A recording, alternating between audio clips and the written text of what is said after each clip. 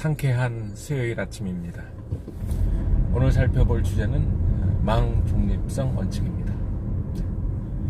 망 중립성 원칙이란 것은 망이라고 하는 것은 네트워크를 말하는 거죠. 인터넷을 위주로 한 네트워크를 말합니다.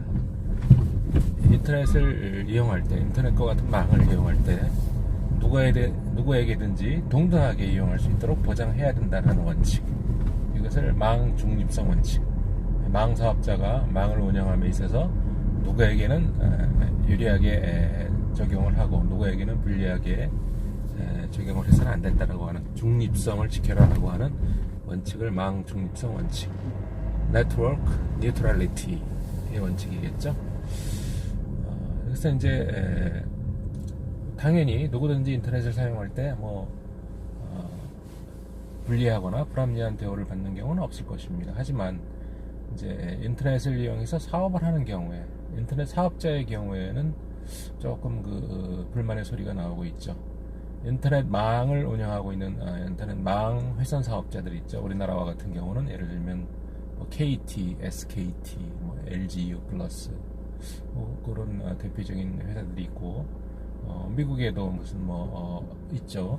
망 사업자들이.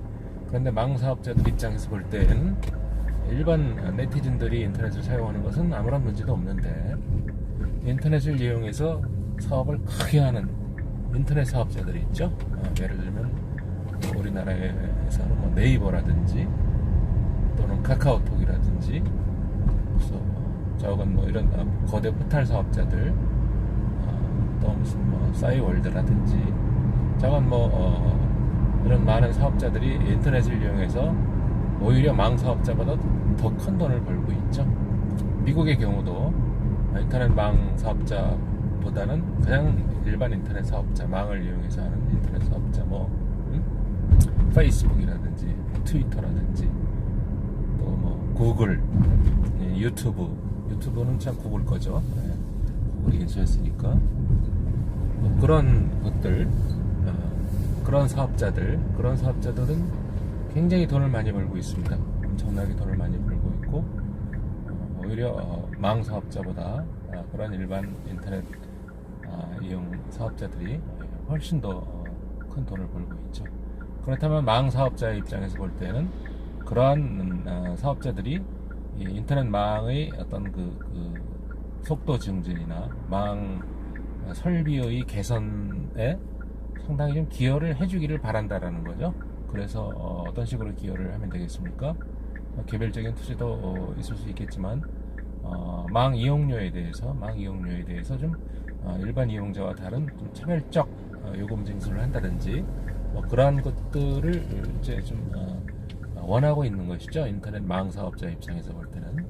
그래서 이 망 중립성의 원칙은 일반 네티즌과 관계되는 내용은 사실 아니고 망 사업자 간의 문제이기도 하죠. 망 사업자 간의 문제이기도 한데, 그런데 보면은 따라서 인터넷 망 사업자들은 그것을 인터넷 망 중립성 원칙을 폐지하자, 그런 원칙이 어디 있냐 이렇게 주장하는 것이고, 인터넷을 이용해서 사업을 하는 사업자들의 경우에는 망 중립성의 원칙은 반드시 지켜져야 될 원칙이고 헌법상의 원칙이기도 하다, 이렇게까지 주장을 하는 거죠.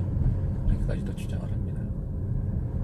그러면 일반 네티즌은 어떤 태도일까요? 일반 네티즌도 망 중립성의 원칙을 절대 지켜야 한다고 주장을 하고 있죠. 일반 네티즌들이 그렇게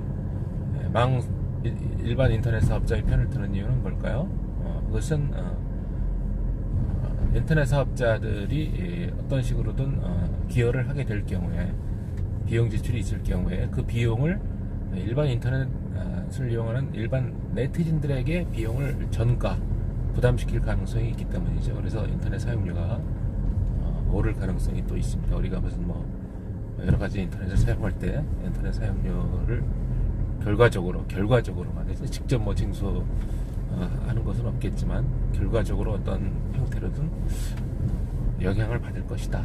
그런 면에 있어서 가능하면 망 중립성 원칙을 지키는 것이 좋겠다라고 하는 것이 일반 네티즌들이나 국민들의 생각이기도 하죠. 하지만 인터넷 망 사업자들의 경우에는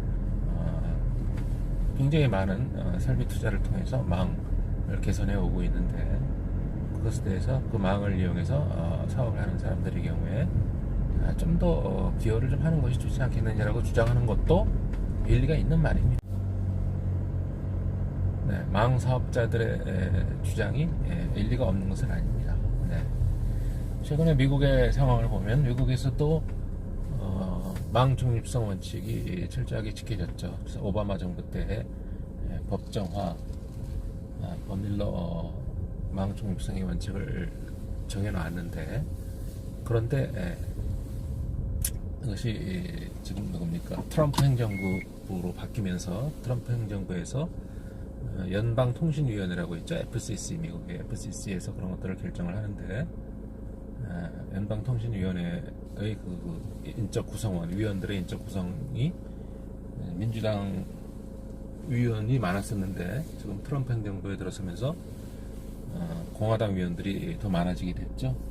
그러다 보니까 이 친기업의 입장에 서 있는 지금 트럼프 행정부에서는 이런 망 사업자들의 편을 좀 들어주려고 하는 것 같습니다. 그래서 작년인가요? 작년인 것 같은데, 연방통신위원회에서 다시 의결을 해가지고 망 중립성의 원칙을, 그 규정을 폐지하는 걸로 이렇게 결정을 해버렸죠. 그래서 현재 아마 폐지되어 있는 상태이고, 그렇게 된다면 이제 망 사업자들의 어떤 그 주장대로 어떤 그 요금차기가 흘러갈 가능성이 높아졌습니다. 네.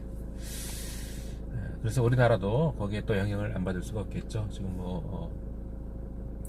망 사업자들이, 우리도 망 중립성의 원칙을 폐지해야 된다, 이런 식으로 주장들을 많이 하고 있는데, 우리나라는 원래부터 수년 전부터 적절히 망 사업자와 인터넷 이용 사업자 간의 어떤